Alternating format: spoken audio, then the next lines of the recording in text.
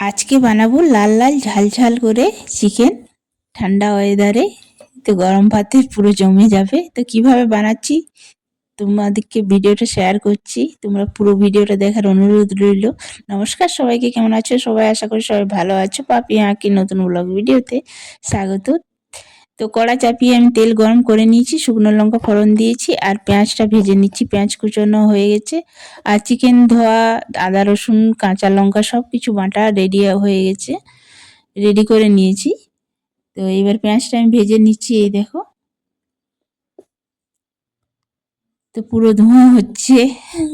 ঠান্ডা ঠান্ডা ওয়েদারে উনুনের সামনে রান্না করতে খুব ভালো লাগছে, কিন্তু ধোঁয়া হলে চোখগুলো জ্বালা করছে বেশ। তার জন্য একটু এদিকে ঘুরে দেখ দেখছি একবার করে। এই যে, তো পেঁয়াজটা আমার অনেকটাই ভাজা হয়ে গেছে। এবার আমি আদা রসুন কাঁচা লঙ্কা বাটাটা দিয়ে দেব।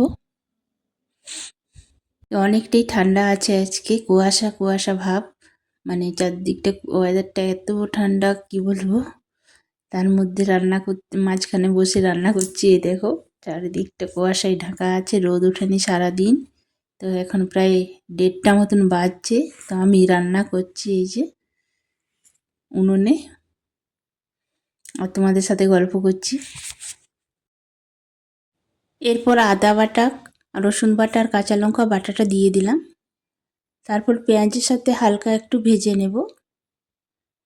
তো হালকা একটু ভেজে নিচ্ছি। এইদিকে চিকেনটা আমি রেডি করেছি ধুয়ে, এবার চিকেনটা দিয়ে দেব। চিকেন ধুয়ে আমি সব কিছু রেডি করে নিয়ে রান্না করতে বসি। এই যে চিকেন রেডি করে রেখেছিলাম, দিয়ে দিলাম চিকেনটা কড়াইয়ে। এবার কড়াইয়ে একসাথে আদা রসুন কাঁচা লঙ্কা পেঁয়াজ সব কিছু চিকেন একসাথে ভাজা হোক। আর এদিকে আমি মশলাটা রেডি করে নিই।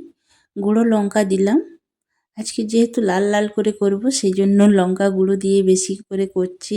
আর হলুদ গুঁড়ো দিলাম। তারপর একটা বাটি ভিজিয়ে রাখলে কি হয়, অনেকটাই বাটা মশলার মতন টেস্টটা আসে, সেই জন্য একটু ভিজিয়ে রাখি। তারপর জিরে গুঁড়ো দিয়ে দিলাম। এবার পরিমাণ মতন নুন দিয়ে দিচ্ছি।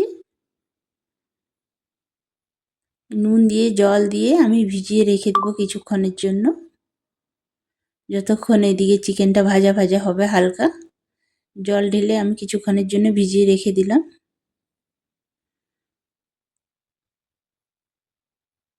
2-5 মিনিট ভিজুক, ততক্ষণে চিকেনটা এদিকে আমি ভেজে নিই হালকা করে।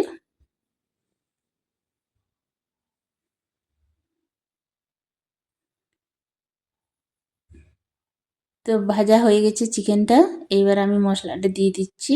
এই যে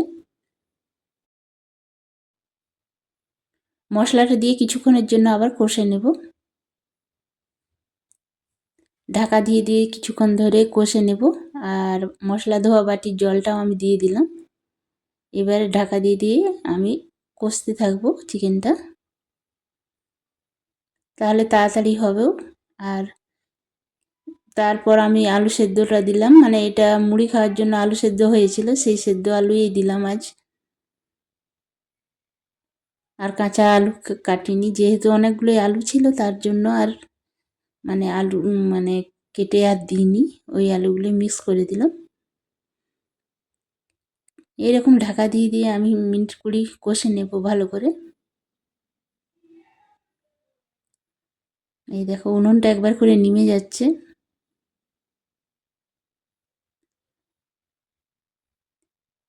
তো কিছুক্ষণ কষার পরে আমি দিয়ে দিচ্ছি সানরাইজের চিকেন মশলা।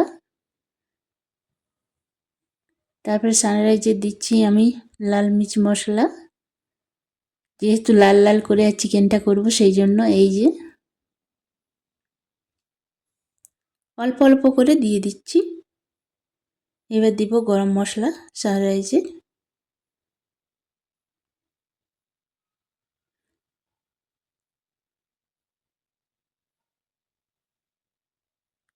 তো সব মশলা একসাথে দিয়ে ভালো করে কষে নেব। অল্প একটু গরম মশলাটা দিয়ে দিচ্ছি, পরে আবার নামাবার সময় অল্প একটু দেব। এটা দিয়ে ঢাকা দিয়ে দিয়ে কষলে সেন্টটা আরও ভালো আছে। তো সব কিছু দিয়ে ঢাকা দিয়ে দিয়ে আমি কিছুক্ষণ আবার কষে নেব।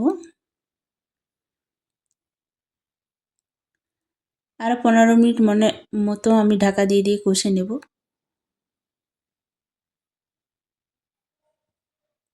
তো ভালো করে সব মিক্স করে নিয়েছি।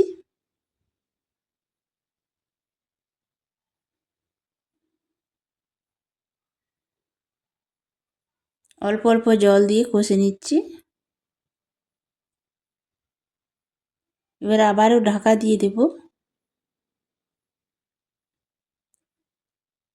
তো ঢাকা দিয়ে দিয়ে এরকম কষতে থাকি। তো তোমাদেরকে দেখাচ্ছি ঢাকা খোলার পর। এবার এই দেখো রঙটা কি সুন্দর এসছে, দেখছো? দেখেই খেতে ইচ্ছে করছে এখনই। কালারটা খুব সুন্দর এসছে। তো ঠান্ডায় এইরকম মানে লাল লাল করে ঝাল ঝাল করে চিকেন আর ভাত খেতে খুবই ভাল লাগে, সবারই লাগে। তো এইবার আমি পরিমাণ মতন জল ঢেলে দিলাম। কষানো হয়ে গেছে, অনেকক্ষণ ধরেই কষলাম। এরপর পরিমাণ মতন জল দিয়ে দিচ্ছি। আর একটু জল দেব, মানে কিছুক্ষণ আবার ফুটবে। তো কিছুটা জল আবার দিয়ে দিচ্ছি।